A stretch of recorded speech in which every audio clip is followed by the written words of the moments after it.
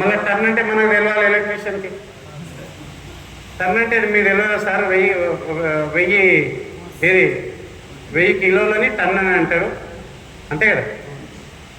ఏసీలో టన్, ఏసీ టన్ 1 టన్, 1.5 టన్, 2 టన్. ఏంటది, ఏం టన్ అది, ఏంటది లెక్క? మీరు ఎలక్ట్రీషియన్గా మీకు ఏమర్థమైంది టన్ అంటే?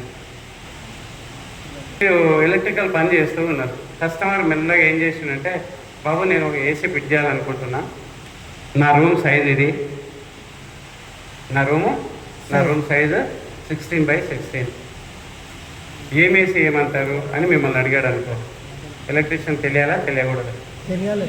తెలియాలి కదా. లేదా 16x16కి ఏం ఫ్యాన్ వేయాలి, ఫస్ట్ ఫ్యాన్లు ఎన్ని రకాలు తెలవాలి మీకు, ఫ్యాన్లో సైజ్ తెలవాలా. ఇగో ఇది కనిపిస్తుంది కదా, దాన్ని ఏమంటారు, రెక్క, ఫ్యాన్ రెక్క, ఆ సైజ్ తెలవాలి మీకు. ఎంత సైజ్ అది? 1200 mm. 1200 mm. ఇది మీరు 10x10కి వేశారు. ఇప్పుడు నా దగ్గర రూమ్ ఎంత ఉందని చెప్పిన 16x16 అని చెప్పిన, ఏం ఫ్యాన్ వేస్తావు? అసలు ఉన్న విషయం తెలుసా? అసలు నెక్స్ట్ సైజ్ ఏముంటుంది మనకు ఐడియా ఉందా? అసలు 1400 mm ఉంటుంది. ఏముంటుంది? 14. పెద్ద రెక్కలు ఉంటాయి, పెద్ద ఫ్యాన్, మన భాషలో పెద్ద ఫ్యాన్ గదే, అంతకంటే పెద్దగా ఏముంటుంది.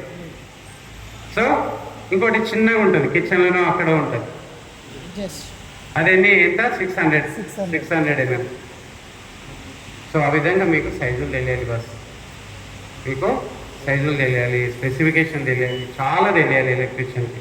సో అదే కాకుండా నేనేం చెప్పాను, వర్క్ చేసిన తర్వాత రక్షణ అని అన్నాను కదా, వైరింగ్ చేసిన తర్వాత ఎలాంటి రక్షణ ఇవ్వాలి మీకు తెలియాలి, ఎర్తింగ్ ఎలా చేయాలి, ఎర్తింగ్ని ఎలా టెస్ట్ చేయాలి, మెగ్గర్ టెస్ట్ ఎలా చేయాలి, మల్టీమీటర్తో టెస్ట్ ఎలా చేయాలి, ఏం కెమికల్స్ వేయాలి, ఆ బిట్ ఎలా ఉండాలి, ఏం మెటీరియల్ వాడాలి,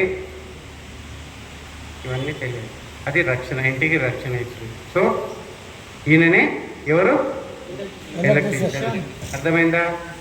ఇప్పటి వరకు ఎలక్ట్రీషియన్కి ఇప్పుడు చెప్పిన ఎలక్ట్రీషియన్కి అర్థమైందా? కొంచెం తేడా అంటే ఎన్నో కొంత అయితే కనెక్ట్ అయి ఉంటుంది, రైట్? అది విషయం. ఓకే,